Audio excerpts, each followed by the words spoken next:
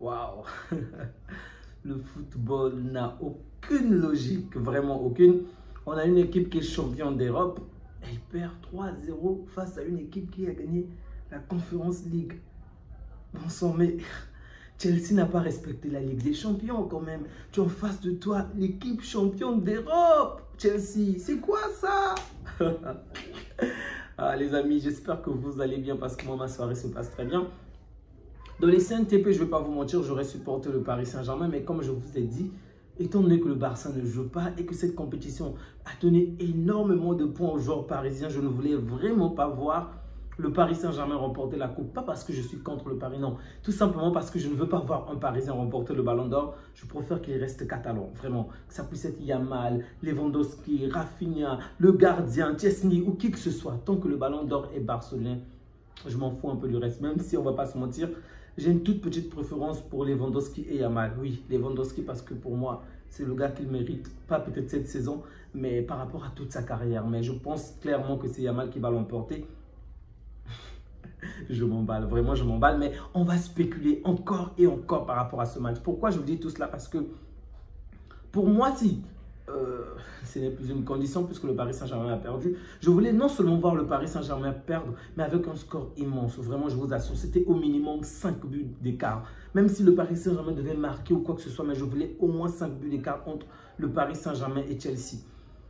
Je le dis parce que on a beau dire qu'on va juger ce qu'ils ont accompli, ce qu'ils ont réalisé, tout cela, oui, c'est vrai. Mais les personnes qui jugent, ce sont des humains. Et lorsque tu perds une finale avec un grand score d'écart, waouh, ça marque forcément les esprits. Je vois mal, aujourd'hui je ne sais pas trop encore, je pense que c'est quand même faisable, mais je vois mal un joueur perdre une finale à 4 buts d'écart, 5 buts d'écart, remporter le Ballon d'Or. Vraiment, je le vois mal. Et du coup, avant que le match ne débute, j'avais vraiment cette pensée-là, qu'on puisse battre le Paris Saint-Germain avec 4 buts d'écart, avec 5 buts d'écart, juste pour que, en fait, que tous ces joueurs-là soient éliminés. Dembélé, Hakimi, Vitinha, Ruiz ou qui que ce soit puisse être vraiment retiré. Bien évidemment, ils ont fait une grande saison. Et si jamais un seul de ces joueurs venait à remporter le Ballon d'Or, ça ne serait vraiment pas du vol, mais ça me ferait quand même du mal parce que je veux voir Yamal, je veux voir un joueur barcelonais le remporter. Mais bref, dans tous les cas, je suis ravi parce que déjà, on aura moins de bruit à la télé, ok, il faut se le dire. Avant le match, c'est pas facile, vraiment. Si vous n'êtes pas supporter du Paris Saint-Germain, c'est vraiment pas facile d'écouter les Français tout le temps faire des éloges du Paris, vraiment. Parce que j'aime le Paris, ok, mais le seul moment où je pense que sur certains, je ne vais pas préciser le nom de la plateforme, je crois que le seul moment où ils ont un peu parlé de Chelsea, c'est en valorisant un peu Cole Palmer, c'est tout. Sinon, à tout instant, j'ai l'impression qu'il n'y a que le Paris Saint-Germain, vraiment. Pardon les journalistes français, pardon, on sait qu'on a peut-être eu le meilleur Paris Saint-Germain de l'histoire, l'une des meilleures équipes de football cette saison, je l'avoue. C'est une équipe très forte, très bonne, équipe à encore progresser. Mais pardon, restez un tout petit peu mesuré parfois, vraiment restez mesuré parce qu'on a l'impression que dans l'univers, il n'y a que le Paris Saint-Germain. Non, ce n'est pas le cas. Heureusement pour aujourd'hui, Chelsea les a vraiment ramenés sur terre, mais très bon. Il faut dire une chose, c'est que même jusqu'à la fin du match, je crois que c'est peut-être aux alentours de la 80e minute que j'ai vraiment arrêté d'y croire. Mais sinon, pendant longtemps, je me suis dit, ce Paris Saint-Germain peut revenir et marquer, reprendre le contrôle. Ce qui est faux parce que c'est une chose qui ne m'est jamais arrivée avec le Paris Saint-Germain. Même lorsque Messi était là, à aucun moment, lorsque le Paris Saint-Germain était mené 1, 2, en Ligue des Champions, je me disais que le Paris Saint-Germain va perdre. Je n'avais à aucun moment, même pendant cette compétition, je le dis encore, lorsque ça s'est passé contre Everton, bon, c'était peut-être pas 2 buts d'écart, mais contre City... Même contre City, je croyais qu'en fait, je supportais City, je me disais que City devait remporter parce que... Mais là, pour la première fois, malgré que le PSG était mené à 3 buts à 0, je me disais encore que c'est possible. Vraiment, cette équipe a tout le mérite. Elle n'a pas volé sa place, elle est arrivée là avec vraiment... Elle a fait une très bonne performance, collectivement et même individuellement. Donc, si je me permets encore de spéculer pour le Ballon d'Or, c'est pour certaines raisons.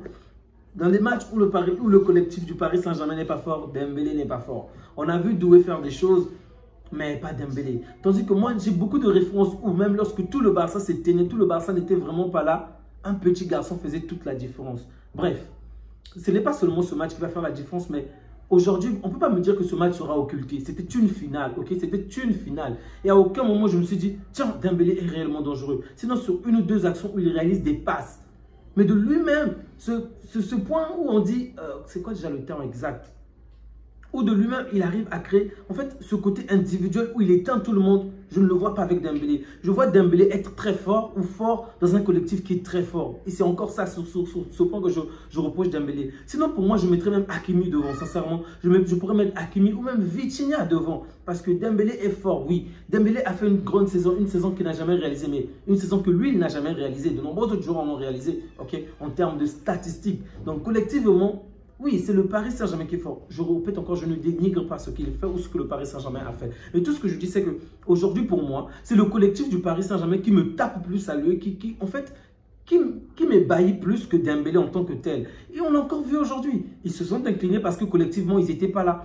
Bon, c'est peut-être un peu abusé ce que je vais dire, mais je pense que la victoire contre le Real les a quand même portés, ne les a vraiment pas aidés dans ce compte-là, ce grand score-là. Lorsque vous gagnez 4-0 contre une petite équipe, ok, ça se comprend. Mentalement, vous pouvez revenir. Mais contre une grande équipe comme le Real, en plus en demi-finale, je pense qu'il y a certes eu la fatigue pendant ce match. Mais je me dis que mentalement, peut-être également, ils n'étaient plus vraiment là. Dans le sens où ils se sont dit, Chelsea n'est pas le Real. Et on a pu chicoter le Real de cette manière. Ce n'est pas Chelsea qui va tenir devant. Un raisonnement que je peux comprendre, en tout cas. Si j'étais à leur place, que je peux comprendre. C'est pourquoi je me dis... Je ne dis pas que c'est ce qui s'est fait, mais je pense que cette grande victoire face au Real, la manière dont on a humilié, ridiculisé, chicoté, frapponné, massacré le Real, ça peut être joué quelque chose mentalement pour les joueurs. D'une manière consciente ou inconsciente, je pense que cette grande victoire contre le Real a peut-être eu également, on va dire, peut-être son lot de conséquences. Bref, dans tous les cas, le Paris Saint-Germain s'est incliné aujourd'hui 3-0. Je ne suis pas content parce que je déteste le Paris Saint-Germain, je répète encore, parce que comme vous le savez, je parle beaucoup du Paris Saint-Germain sur cette chaîne. Mais je suis content parce que je peux encore espérer qu'un joueur du Barça remporte ce ballon d'or. Parce que pour moi, si le Paris Saint-Germain remportait la finale aujourd'hui, c'est mort. Pour tous nos joueurs du Barça, c'est mort. Pour moi, ça devait forcément être un joueur du Paris Saint-Germain. Qu'il y ait partage des votes ou pas. Mais plus que le Paris Saint-Germain a perdu, je crois encore au ballon d'or. Parce que lorsque je vois Vitinha, ok, il est bon.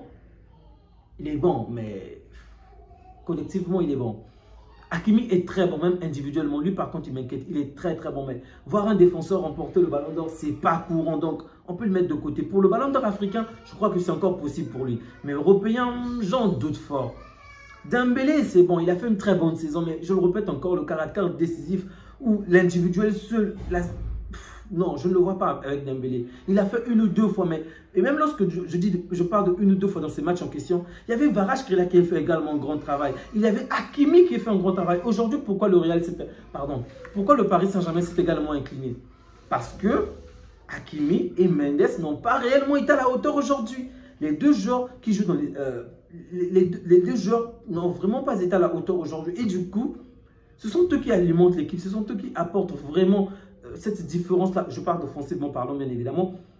Ben, toute l'attaque n'a pas tenu. Et cette attaque repose généralement sur un grand milieu de terrain, un bon milieu de terrain. Un milieu qui n'a vraiment pas existé aujourd'hui. Il y a vraiment...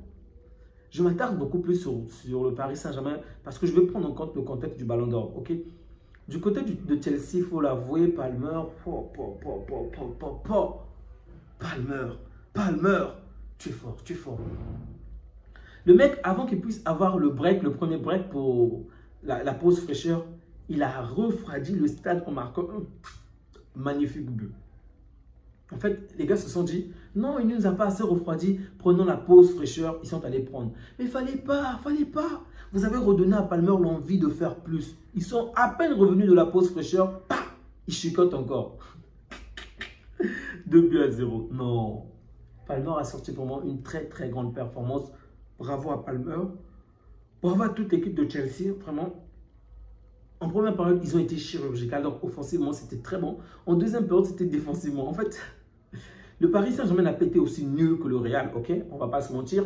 Le Real n'avait pas existé pendant les 90 minutes. Mais le Paris Saint-Germain a certes subi, vraiment énormément subi en première période. Mais a quand même existé en seconde période. Et même a eu de nombreuses opportunités où le match pouvait être renversé. Donc, c'est défensivement que Chelsea a tenu en deuxième période. C'était très difficile, mais ils ont fait le nécessaire. Ils sont restés unis et ils l'ont fait. Les amis, je suis ravi. Je suis ravi que Chelsea le remporte. Je n'y croyais pas vraiment avant le match. Je n'y croyais même pas lorsque j'ai parlé du débriefing, lorsque j'ai débriefé le match de la fois dernière, parce que pour moi, le Paris Saint-Germain était sur une lancée tellement waouh que rien ni personne ne pouvait les arrêter si ce n'est que le Barça. Mais bon, apparemment, on n'est pas les seuls. Les Blues sont là. Waouh, marquant, c'est marquant. Cette équipe qui a finalement remporté tous les trophées. Ils ont tous les trophées. Félicitations à vous, les Blues, vraiment félicitations. Pas mal de mes amis marseillais vont me charrier. Mais bon, je m'en fous un peu parce que c'est également ce que je voulais. En tout cas, voir le Paris Saint-Germain s'incliner aujourd'hui. Juste pour espérer quelque chose de mieux pour nos joueurs à nous. On a vu l'impact qu'il y a eu pour le Real de Madrid une fois qu'ils ont perdu face au Paris Saint-Germain. Ils ont finalement relancé encore le mercato pour recruter certains joueurs, dont le défenseur du Benfica, celui contre qui Yamal n'avait vraiment pas tenu un moment, n'avait vraiment pas réussi pendant tout le match. Il va certainement nous causer du mal à Yamal, mais bon, j'espère que Yamal va évoluer. Et je le dis parce que je me dis, du côté du Paris, le Paris Saint-Germain peut également faire la même chose. Je disais déjà le match passé que le Paris Saint-Germain avait quand même un banc de touche assez large, mais lorsque tu compares son banc de touche à celui de Chelsea, ce n'est vraiment pas la même chose, ok? Ce n'est pas la même chose.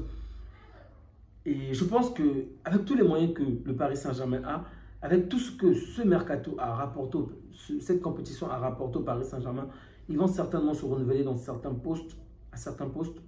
Et je pense que pour nous, les clubs fauchés, ça ne va pas être facile.